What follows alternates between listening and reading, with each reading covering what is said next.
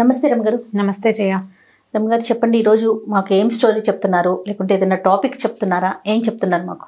అంటే ఇవాళ నేను అడుగుతాను, నువ్వు చెప్పాలి జయ. కాస్త డిఫరెంట్ గా చేద్దాం. తప్పకుండా. మామూలుగా మనం చెప్తాం ఏ గూటి చిలక ఆ గూటి పలుకు పలుకుతుంది, అంటే ఏ గూట్లో ఉంటే ఆ గూట్లో వినపడేవే పలుకుతుందని అంటారు.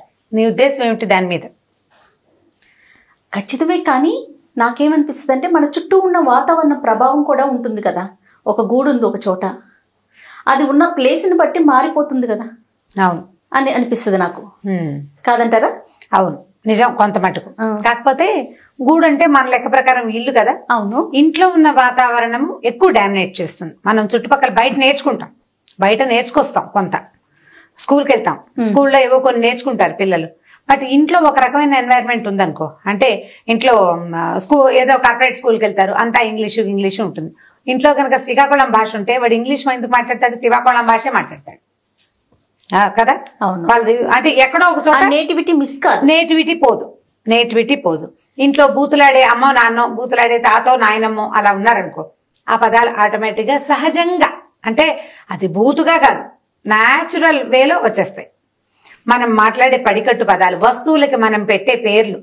ఇడ్లీ ప్లేట్ అంటాం మనం, ఇడ్లీ సిబ్బులు అంటారు. సిబ్బు అంటే ఏమిటో తెలియలే నాకు. ఒక అమ్మాయి దగ్గర విని ఇడ్లీ సిబ్బులు. ఆ అమ్మాయి లిటిల్ ఫ్లాట్స్ స్కూల్లో కాలేజీలో చదివింది. ఆ బీటెక్ అదేమిటి పుల్లారెడ్డి కాలేజీలో చదివి, ఎంత మంచి మంచి కాలేజీ, మంచి ఇవి కదా. సిబ్బుల అంటే ఏమిటి అంటే ఇడ్లీ పెడతాం కదా, అవే సిబ్బులు. ఆ సిబ్బి పదం నా చిన్నప్పుడు మా నాయనమ్మ అనేది. తర్వాత మా ఇంట్లో నేను అసలు వినలా, మా అక్కయ్య వాళ్ళకు కూడా అలవాట్లేదు. అంత పాతకాలపు పదాలు ఎలా ఉన్నాయంటే వాళ్ళ ఇంట్లో ఉంది. మనం ఒకే ప్రాంతం వల్ల అయినా కూడా ఊరు బట్టి మారిపోతాయి. మా హస్బెండ్ ఈ మాట గుర్తొచ్చింది. మా ఇంట్లో మా హస్బెండ్ అన్నం వెయ్యి అంటారు, నాకు సర్రని కోపం వస్తుంది. పెట్టమనాలి కదా. అది అట్లా చిన్న చిన్న ఇప్పుడు ఒకే ఊరు, ఇద్దరం విజయవాడే, అదే అయినా కూడా ప్రాంతాన్ని బట్టి ఇళ్లలో ఉండేదాన్ని బట్టి. మా వాళ్ళు కూర పెట్టు, అన్నం పెట్టుతో పెట్టమ్మా, కొంచెం చారు పెట్టు, నెయ్యి పెట్టు అంటుంటారు. వెయ్యి అంటానికి మనం వెయ్యి అంటా, పెట్టు అంటారు ఎవరు, వాళ్ళ దాన్ని బట్టి కదా, ఇళ్లలో ఉండేదాన్ని బట్టి. సో ఇప్పుడు మనం పిల్లల్ని మంచి నాగరికులుగా తయారు చేయాలంటే మంచి స్కూలు, మంచి అట్మాస్ఫియర్ బయట, దాంతో పాటు ఇంట్లో కూడా మంచి అట్మాస్ఫియర్ ని క్రియేట్ చేయాలి. ఎట్లా?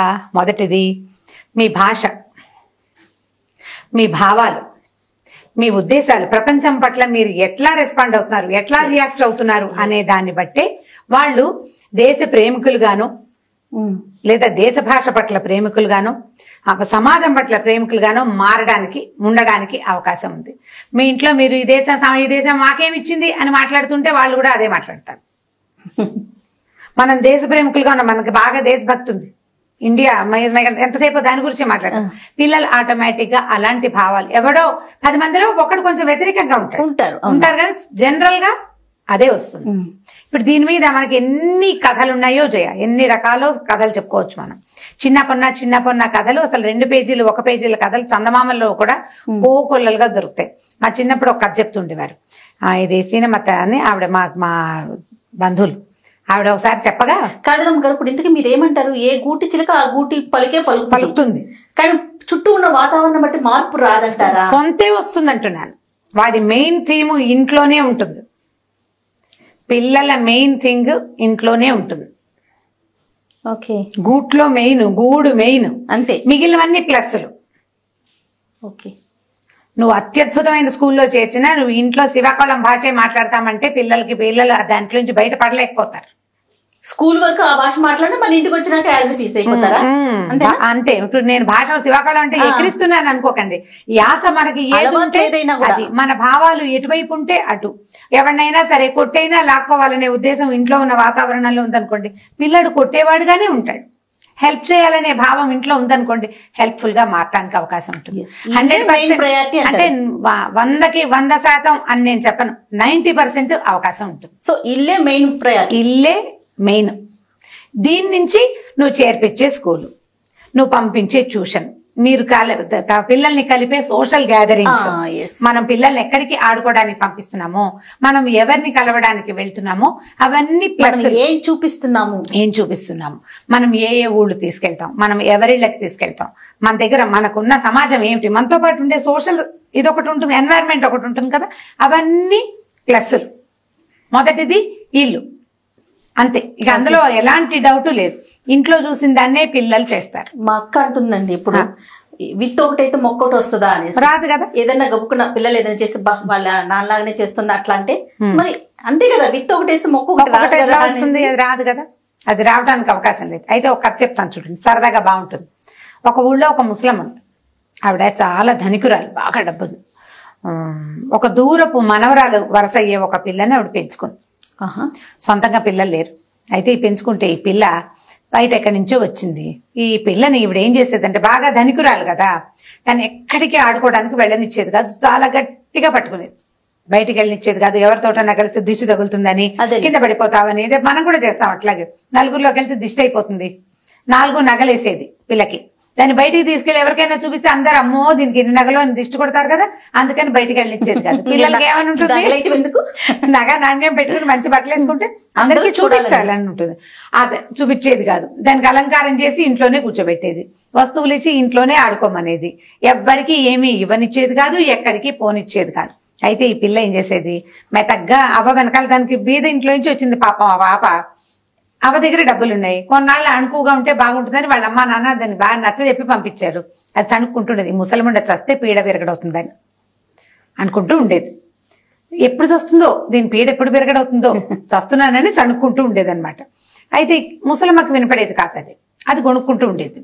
అయితే ఏమైందంటే, పిల్లకి ఒక్కతే ఉండి బోర్ కొడుతుంది, దానికి తోచట్లేదని వాళ్ళ అమ్మ నాన్న వచ్చినప్పుడు చెప్తే ఈ అవ్వ ఏం చేసిందంటే, ఓ 3-4 చిలకల్ని పట్టుకొచ్చింది పిల్లకి కాలక్షేపానికి. ఈ చిలకల్లో ఒక చిలక మంచి యాక్టివ్ చిలక, దానికి మాటలు వచ్చినాయి కొద్దిగా. రా రా అంటాం, వద్దు వద్దు వెళ్ళు వెళ్ళు అంటాం వచ్చినాయి. వస్తే చిలక్కి కొన్ని చిలకలకి మాటలు వస్తాయి కదా, రామా రామా అంటాం నేర్పించచ్చు. అది మనలాగా అందు ఒక చిన్న కీర్ అనే ఒక చిత్రమైన సౌండ్ తోటి అంటుంది. ఈ పిల్ల ఈ ముసల్మాన్ ఎప్పుడు చూస్తుందో అనే వాక్యాన్ని అది పట్టేసుకుంది ఆ చిలక. అది ఒక్కో పదం గుణించుకుని నేర్చుకుంటే ఒకరోజు ఏమైంది, ఈ చిన్నపిల్ల వాళ్ళ అమ్మ నాన్న ఏదో పండగ వస్తే పిల్లని మిగిలిన పిల్లలతో పాటు 2 రోజులు ఉంచుకుని పంపిస్తామని అవ్వని బాగా బతిమలాడి ఈ పిల్లని తీసుకెళ్లారు. ఈ చిలక్కి అంతకుముందు పిల్లతో ఆడుకుంటూ కబుర్లు చెప్తూ ఉండేది. ఉండుండి దానికి మాట్లాడాలనిపించినప్పుడు, దానికి లోపల రటనగా ఉంది కదా, నన్ను మాట్లాడుతుంది. ఈ ముసలమ్మ ఎప్పుడు వస్తుందో అంటే మొదలు పెట్టింది. 2 సార్లు 3 సార్లు విన్నాక ముసలమ్మకి ఇది ఏదో మాట్లాడుతుంది ఏమిటా అని శ్రద్ధగా వింటే ఇదే డైలాగు వినపడ్డం మొదలుపెట్టింది. అయ్యో రామ, ఇదేమిటి ఇలాంటి మాటలు నేర్చుకుంది పాపిష్టి చిలక అని దాన్ని కేకలేసింది. నీకు అన్నం పెట్టను, నీకు అది పెట్టను, ఇది పెట్టను అని బెదిరించింది. బెదిరిస్తే అది ఈవిడ మాట్లాడిన కొద్దీ ముసలిముండ ఎప్పుడు వస్తుందో అంటాం మొదలుపెట్టింది. చిలకలకి రెట్టించిన కొద్దీ మాట్లాడుతుంది. ఈవిడ ఏమైనా పెట్టనంటే మళ్ళీ అదే డైలాగు. తిడితే మళ్ళీ అదే డైలాగు. ఈవిడ ఏమన్నా దానికి అదే వచ్చు, అదే అంటుంది. ఏం చేసింది, 2 పూటలు చూసింది. ఆ పిల్ల నేర్పించిందేమో అని అనుమానం ఈవిడికి రాల. పిల్ల మెతకది, మంచి పిల్ల. బయటికి వెళ్ళొద్దు అంటే చెప్పిన వాటిని ఇంట్లోనే ఉంటుంది. అది పాప ఎందుకు చిన్న పాప ఎందుకు నేర్పిస్తుంది? ఈ చిలకే దిక్కుమాలి చిలక, ఎక్కడి నుంచో తెచ్చాం పాపిచ్చి చిలకి ఇలాంటి పిచ్చి మాటలు వచ్చినాయని ఆవిడ తిట్టుకుని ఏం చేసిందంటే, పక్కన ఒక బ్రాహ్మణ కుటుంబం దగ్గరికి వెళ్ళిందట. ఆ బ్రాహ్మణ గారి ఇంట్లోకి, అయ్యగారు మా ఇంట్లో ఒక చిలక ఉందని 4 ఉన్నాయండి, 3 మాటలు రాలేదు, మామూలుగా తిరుగుతుంటే ఈ ఒక చిలకి మాత్రం మాటలు వచ్చినాయండి, అది ఇలా పిచ్చి మాటలు దౌర్భాగ్యపు మాటలు మాట్లాడుతుందంటే ఏం చెయ్యాలండి తెలియటం లేదు, పెళ్ళొచ్చేస్తుంది. ఆ పెళ్ళొచ్చాక అది విని అది కూడా ఈ మాటలు నేర్చుకుంటుందేమో అని చెప్పేసరికల్లా ఆయన ఏమన్నాడు, పోన్లేమ్మా మా ఇంట్లో చిలకలు ఉన్నాయి, చక్కగా మాట్లాడతాయి, మంచి మాటలు మాట్లాడతాయి, బుద్ధిమంతులైన చిలకలు, ఓ చిలకనిస్తా, మీ ఇంటికి పట్టుకెళ్ళు, ఇది మంచి మాటలు మాట్లాడుతుంది కదా, ఆ మాటలు నేర్చుకుంటుంది మీ చిలక కూడా. అంటే అవి 2 మనుషులు నేర్పించడానికి కొంచెం టైం పడుతుంది చిలక్కి. అదే చిలక మాట్లాడుకున్నాయనుకో తొందరగా వస్తాయి అని చెప్పాడు. చెప్పి ఏం చేశాడు, ఓ చిలకని తీసిచ్చాడు పంజరంలో నుంచి.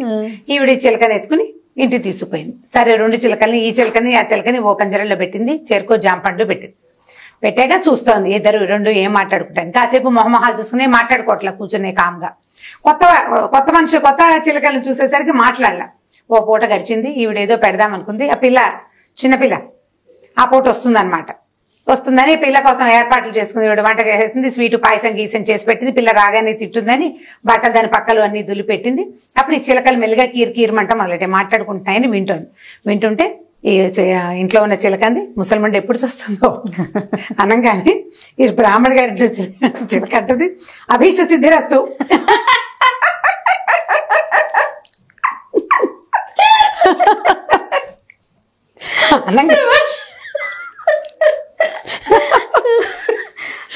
ముసలాడికి ఒళ్ళు మండిపోయింది.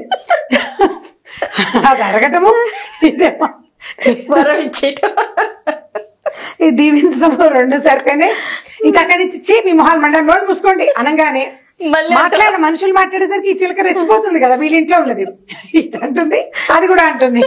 ఒకటేమో చావాలంటుంది, రెండేమో సిద్ధి అంటుంది. ఇక విసుగుబట్టింది ఈవిడికి. లాభం లేదని ఆ పంజరం తీసి 2 చిలకల్ని బయటికి తరివేసి, మా ఇంటికి రావద్దు మీరు, మా పిల్ల పాడైపోతుంది మీ వల్ల అని చెప్పి 2 చిలకల్ని బయటికి పంపించేసింది. వీళ్ళ ఇంట్లో ఉన్న చిలక ఈ పిల్ల ఎవరికి వినపడకుండా ఏమనుకుంటోందో ఆ మాటలు నేర్చుకుంది. బ్రాహ్మడు ఇంట్లో చిలక ఎవరైనా రాగానే అయ్యగారు నన్ను దీవించండి అభీష్ట సిద్ధిరస్తు అంటాడు బ్రాహ్మడు. ఆయన దగ్గర నుంచి అది నేర్చుకుంది. అది ఎవరేమైనా అభీష్ట సిద్ధిరస్తే,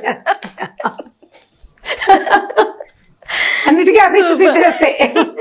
దానికి ఇప్పుడు అవతల వాళ్ళు మాట్లాడిన మాటలో అర్థం ఏం తెలీదు. ఈ చిలక్కి తెలీదు, ఆ చిలక్కి తెలీదు, అది నేర్చుకున్న పదాలే అంటూ ఉంటుంది కదా. కాబట్టి పిల్లలు కూడా వాళ్ళకి పిల్లలు మైనపు ముద్దలుగా ఉంటారు. మనం ఏది చేస్తే అది చేయబడతారు. సరిగ్గా చేయాలి, సరైన ఎన్వైరన్మెంట్ ఇవ్వాలి. పిల్లలు మంచి పౌరులుగా బాధ్యతాయుతమైన వ్యక్తులుగా ఎదగాలంటే వాళ్ళు బాధ్యతాయుతమైన వ్యక్తులని, మంచి ప్రవర్తన కలిగిన వాళ్ళని చూసేందుకు అవకాశం ఇవ్వాలి.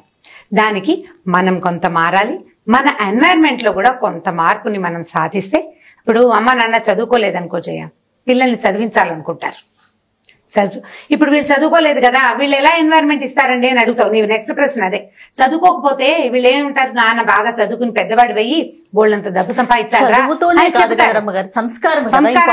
ఏం చెప్తారు, బాగా చదువుకోవాలి, చదువుకోలేదని. అయితే అనకపోతే మంచి. చాలా మంది అవే అడుగుతారు, అమ్మా నాన్నకి చదువులేదు కదండి అని. అమ్మా నాన్నకి చదువు ఉండక్కర్లా, వాళ్ళకి పిల్లల్ని చదివించి గొప్పవాళ్ళని చేయాలన్న భావన ఉందనుకో, బాగా చదువుకోనన్నా అల్లరి చిల్లరి పనులకు పోకు అని చెప్తారు. సో అల్లరి చిల్లరి పనులకు పోకూడదు, బాగా చదువుకోవాలి, పెద్ద అయ్యాక గొప్పగా బతకాలనే భావాన్ని వాళ్ళు పెంపొందించుకోగలుగుతారు. సో మనం ఎన్వైరన్మెంట్ ని తప్పకుండా ఇవ్వాలి. పాత సామెతలు తెలివి తక్కువ సామెతలు కావు, అవి అక్షరాల నిజాలు. మనం సరైన గూడు, సరైన వాతావరణాన్ని తప్పకుండా పిల్లలకి ఇవ్వాలి. ఇది మన జనరల్ భావం. మనం పిల్లలకి ఈ కథని చెప్పచ్చు. ఇప్పుడు ఎలా అంటే, ఇప్పుడు ఓ జోడి చిలకలు ఒక గూట్లోంచి జారిపడ్డాయట. ఇది చిన్న కథ, దీంట్లో రెండో కథ చెప్తున్నా చూడండి. గూట్లోంచి జారిపడితే ఏమైంది, తల్లి చిలకనేమో బోయవాడు పట్టుపోయాడు. జారిపడిన 2 పిల్లల్ని ఓ బ్రాహ్మణ పిల్లాడు ఒకడు, ఒక మన ఏమంటారు మాంసం కొట్టే షాపు వాళ్ళ పిల్లాడు ఒకడు, చెరుకొకళ్ళు కటిక వాళ్ళ పిల్లాడు ఒకడు తీసుకెళ్లారు. ఈ కటిక వాళ్ళ పిల్లాడి దగ్గర ఉన్న ఇదేమంటుంది, కొట్టు కొట్టు బాగా కొట్టు, సన్నగా తెగాలి అని అరుస్తుంది చిలక. బ్రాహ్మణ దగ్గర రండి రండి దయచేయండి కూర్చోండి, ఎందుకంటే బ్రాహ్మణ ఇంటికి ముహూర్తాలు పెట్టించుకోవడానికి వాళ్ళు వీళ్ళు వస్తారు. ఒకే గూట్లో నుంచి వచ్చిన చిలకలు ఏ ఇంట్లో ఉంటే ఆ ఇంటిని నేర్చుకుంటాయి. అంతే కదా. కొట్టు చంపు గట్టిగా పట్టుకో, చిన్న ముక్కలు తరుగు అని నేర్చుకుంది ఇది. రండి కూర్చోండి, మంచినీళ్ళు తాగుతారా, అభిష్ట సిద్ధిరస్తూ వస్తుంది. బ్రాహ్మణ ఇంట్లో ఉండేదాన్ని. ఇప్పుడు బ్రాహ్మణ మంచివాడు కటికవాడు చెడ్డవాడు అని చెప్పటల్లా నేను. ఇక్కడ ఉన్న వాతావరణం ఇది, అక్కడ ఉన్న వాతావరణం అంతే కదా అమ్మగారు. మంచి చెడు కాదు, ఎక్కడ ఏది ఉంటుంది, మంచి ఉంటే మంచి, అది సరైనదని మనం అనుకుంటే మనకు ఓకేనే. వృత్తి అది ఇప్పుడు ఏది చూస్తే అది వస్తుంది. కాబట్టి మనం సరైంది చూపించాలి పిల్లలకి. దీని మీద బాగా ఆలోచించండి. మామ్స్ అందరూ ఆలోచించమని చెప్తున్నాను. ఇది ఒకళ్ళని ఎత్తి చూపించటమో, మీరు సరిగ్గా ఉండాలని బలవంతం చేయటమో కాదు. పిల్లలకి మనం మంచి పిల్లలు, మన పిల్లలు బెస్ట్ కిడ్స్ అనిపించుకోవాలంటే బెస్ట్ థింగ్ అంటే బెస్ట్ బట్టలు, బెస్ట్ ఫుడే కాదు, అదే కాదు ఎన్వైరన్మెంట్ కూడా, మంచి విధానం, మంచి ప్రవర్తన. దాంట్లో ఆ ప్రవర్తనకి మనం కూడా ఒక కారణంగా ఉంటాం కదా. సో మనం పోట్లాడుకోవటం విపరీతానికి ఎక్సైట్ అయిపోయి అన్నిటికీ యుద్ధం ప్రదర్శించడం అది చేయకూడదు. మనం డిప్రెస్ అయిపోవటం, మనం ఎప్పుడు డిప్రెస్ అయిపోతుంటే పిల్లలు కూడా అదే అన్నిటికీ బెంగ పెట్టుకుని తల్లులు ఏడుస్తారు, పిల్లలు కూడా ఏడిపోయి తెలుసుకుంటారు. ఏడ్చి సాధించాలి, లేదా ఏడ్చి దిగులు పడి నేల కుంగి కుసించిపోతారు పిల్లలు. అవి ఏవి చేయకుండా జాగ్రత్తగా ధైర్యంగా ఉండాలి. ఇది వరకటి రోజులు కావు.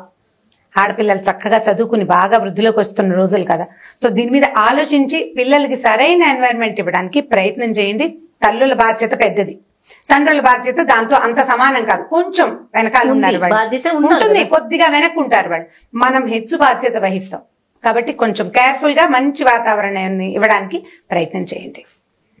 చాలా బాగుంది రమ్మగారు. ఓకే జయ, ఇంకొక స్టోరీతో మళ్ళీ కలుద్దాం తప్పకుండా. ఇక ఈ వీడియో కనుక మీకు నచ్చినట్లయితే లైక్ చేయండి, షేర్ చేయండి. మరిన్ని వీడియోస్ కోసం మా ఛానల్ని సబ్స్క్రైబ్ చేసుకోండి.